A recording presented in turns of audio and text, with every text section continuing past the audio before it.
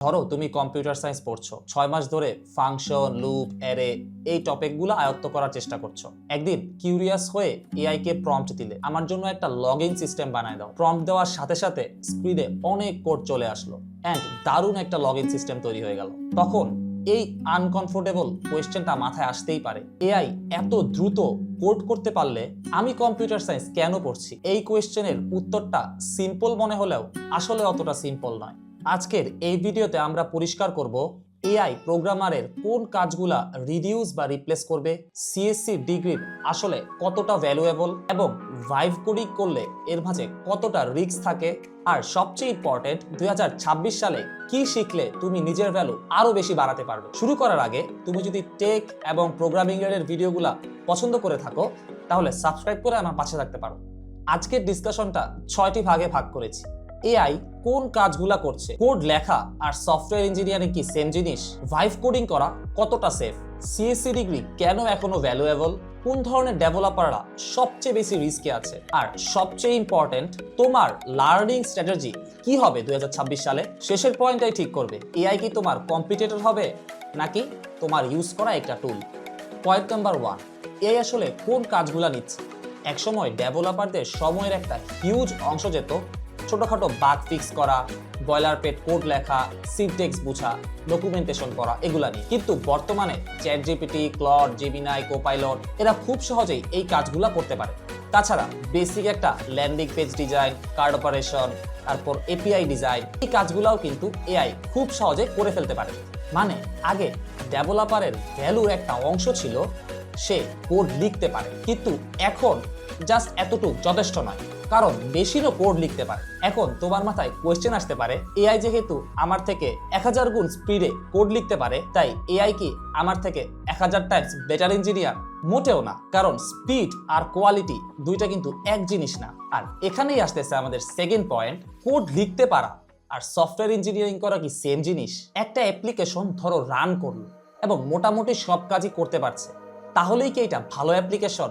মোটেও না, কারণ ভালো অ্যাপ্লিকেশন হতে হলে ভালো একটা ডাটাবেস ডিজাইন, সিকিউরিটি ফিচারগুলো ঠিক রাখা, অনেক ইউজারের লোড সামলাতে পারা এবং নতুন একটা ফিচার আসলে সেটা অ্যাড করতে পারা, এরকম একটা অ্যাপ্লিকেশন হতে হবে।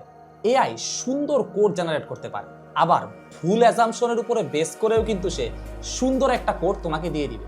এআই এর এই কনফিডেন্সের সাথে দেওয়া অ্যান্সার সবসময় যে কারেক্ট হবে এমন কিন্তু না। ধরো এআই আমাদের খুব সুন্দর একটা অ্যাপ বানিয়ে দিল এবং এটা খুব ভালোভাবেই কাজ করছে, কিন্তু এইখানে প্রচুর ইম্পর্টেন্ট বাগ থাকতে পারে। যেমন কাস্টমারের সেন্সিটিভ ইনফরমেশনগুলা সিকিউরড না, অথবা যদি আমরা নতুন একটা ফিচার অ্যাড করতে চাই দেখছি পুরো অ্যাপটাই ভেঙে যাচ্ছে, তখন কোড ওয়ার্কস এই কথাটা বলা কিন্তু যথেষ্ট না। ঠিক এইখানেই আসে ইঞ্জিনিয়ারের কাজ। ইঞ্জিনিয়ারের প্রধান কাজ হচ্ছে কোডের রেসপন্সিবিলিটি নেওয়া। মানে আমি যেই কোডটা প্রোডাকশনে দিলাম তার সম্পূর্ণ দায় দায়িত্ব আমাকেই বহন করতে হবে। আগে ডেভেলপাররা নিজে কোড লিখত, কিন্তু এখন ডেভেলপমেন্ট প্রসেসটা অনেকটা এরকম হবে, আমি নিজে প্রবলেম ডিফাইন করব, প্রম্পট দিব এবং এআই কে দিয়ে কোড লেখাবো। তারপর ওই কোডের সিকিউরিটি, পারফরমেন্স অ্যান্ড কোয়ালিটি এই সবগুলাই আমি ভেরিফাই করে বা টেস্ট করে দেখব, দেন কোডটা প্রোডাকশনে যাবে। 3 নাম্বার পয়েন্ট, ভাইভ কোডিং কি সুপার পাওয়ার নাকি হিডেন একটা ডেঞ্জার? এখানে ব্যাপারটা আরো ইন্টারেস্টিং। ধরো তোমার বন্ধু প্রোগ্রামিং তেমন জানে না, সে শুধু আর্টিফিশিয়াল ইন্টেলিজেন্সকে বললো আমার একটা ই-কমার্স সাইট লাগবে। আর্টিফিশিয়াল ইন্টেলিজেন্স সম্পূর্ণ কোডটা খুব ভালোভাবে দিল, ভালো front end design, database connection and যত সিকিউরিটি আছে সব মেইনটেইন করে সে একটা কোড তোমাকে দিল, কিন্তু এই কোডটাই কি একদম প্রোডাকশন রেডি? মোটেও না।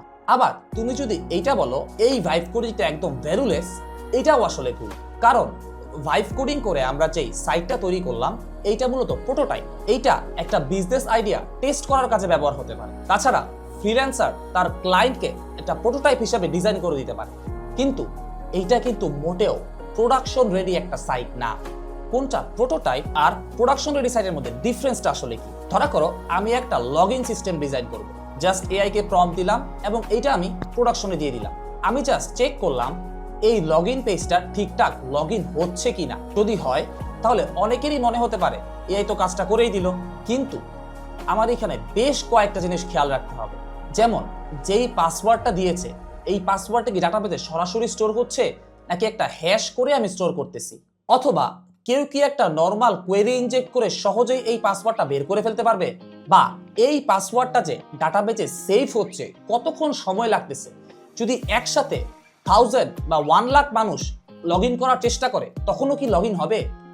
এই কোয়েশ্চেনগুলোর অ্যান্সার না জেনেই যদি আমি প্রোডাকশনে কোডটা দিয়ে দেই, এটা কিন্তু একটা হাই রিস্ক ক্রিয়েট করলো। এখন পর্যন্ত তোমাদের মনে হচ্ছে আসলে সব প্রবলেম সিকিউরিটি নিয়ে, কিন্তু আরেকটা সাইলেন্ট প্রবলেম আছে। এআই দিয়ে খুব দ্রুত কোড লিখতে লিখতে অনেক কোড তৈরি হয়ে যায়। তখন কিছু আননেসেসারি কোড এবং পুয়ারলি আন্ডারস্টুড কোড তৈরি হয়, যা পরে একজন ডেভেলপারের পড়ে বোঝাটা বেশ কষ্টসাধ্য। আজ অ্যাপ্লিকেশনটা চলছে, কিন্তু 3 মাস পর নতুন একটা ফিচার অ্যাড করতে গেলে দেখবা পুরো অ্যাপ্লিকেশনটাই ভেঙে গেছে। ভিডিওর এই পর্যায়ে আমি জাস্ট তোমাকে একটা কোয়েশ্চেন করব। ধরা করো এআই দিয়ে তুমি 20 লাইনের একটা কোড জেনারেট করলে, এর মধ্যে 8 লাইন কোড তুমি কিছুই বুঝতে পারতেছো না। তুমি কি এই কোডটা প্রোডাকশনে দিবে? যদি তোমার অ্যান্সার হয় না, তাহলে এই লেসনটা তুমি খুব ভালোভাবেই বুঝে গেছো। এইবার আসি আমরা 4th পয়েন্টে। তাহলে কম্পিউটার সায়েন্সের ডিগ্রিটা আসলে ভ্যালুটা কোথায়? তোমার কাছে যদি মনে হয় কম্পিউটার সায়েন্স ডিগ্রিটা একদম ভ্যালুলেস, তাইলে আমি বলবো না।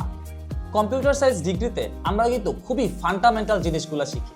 কম্পিউটার সায়েন্স ডিগ্রিতে আমরা কিন্তু কোনো একটা প্রোগ্রামিং ল্যাঙ্গুয়েজ শিখি না, যেমন জাভা, C++ বা পাইথন।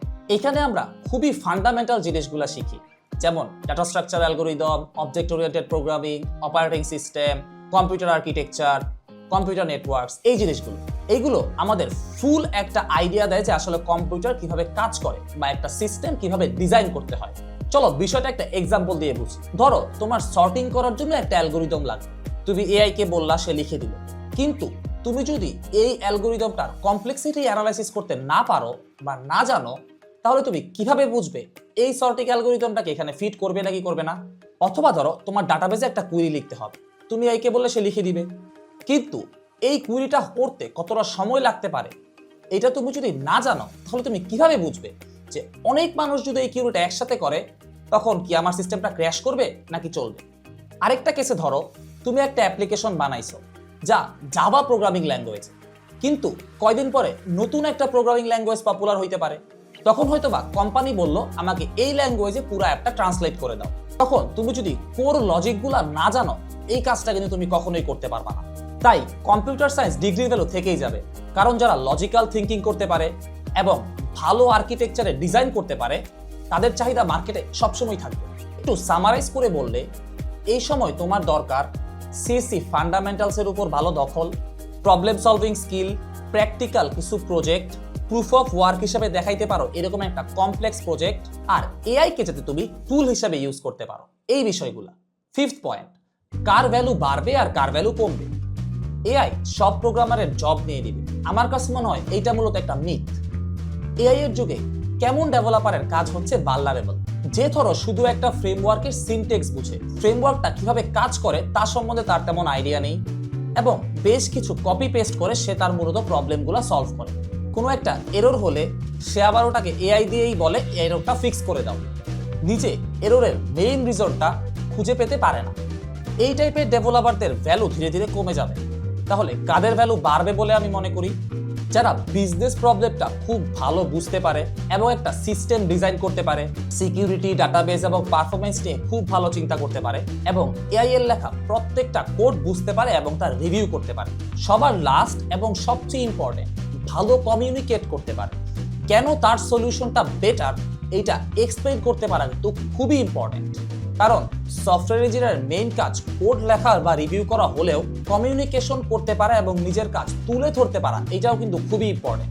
লাস্ট পয়েন্ট, 2026 সালে তোমার তাহলে অ্যাকশন প্ল্যানটা কি হওয়া উচিত? তুমি যদি ফার্স্ট ইয়ারের স্টুডেন্ট এবং বিগিনার হও, তোমার ফার্স্ট কাজ হবে তোমার ইউনিভার্সিটির কোর্সগুলা খুবই ভালো করে করা, যেমন object oriented programming, data structure algorithm, operating system, compiler. এই কোর্সগুলো যদি তুমি খুব ভালোভাবে করো, তাহলে তোমার সিএসসি ফান্ডামেন্টালসের উপর খুব ভালো একটা আয়ত্ত চলে আসবে, এবং যা তোমাকে 100% বড় এবং কমপ্লেক্স প্রজেক্ট ডিজাইন করতে খুবই হেল্প করবে। চলো কয়েকটা পয়েন্টে পুরো বিষয়টা সামারি করে বলি। 1, এআই রিপিটেটেড টাস্কগুলা খুব দ্রুত করতে সাহায্য করে। 2, ওয়ার্কিং কোড মানেই খুব ভালো কোয়ালিটির কোড এরকমটা নয়। 3, সিএসসি ফান্ডামেন্টালস এআই এর জেনারেট করা কোডগুলা বুঝতে খুব ভালো সাহায্য করে এবং প্রোগ্রামিং ল্যাঙ্গুয়েজের ডেপথে যাওয়ার সুযোগ দেয়। ভ্যালুয়েবল ডেভেলপাররা যে খুব দ্রুত কোড লিখবে এরকমটা নয়, সে তার কোড খুব ভালো বুঝবে এবং নিজের কোডের রেসপন্সিবিলিটি নিতে পারবে। তোমার জন্য আমার পক্ষ থেকে অ্যাডভাইস থাকবে, এআই কে ভয় পেও না এবং আর্টিফিশিয়াল ইন্টেলিজেন্সকে ব্লাইন্ডলি ট্রাস্টও করো না। এআই কে অ্যাসিস্ট্যান্ট বানাও, নিজের জাজমেন্টের রিপ্লেসমেন্ট না। তুমি কমেন্টে তোমার মতামত জানাইতে পারো, এআই এর যুগে একটা সিএসসি স্টুডেন্টের কি প্রায়োরিটি হওয়া উচিত।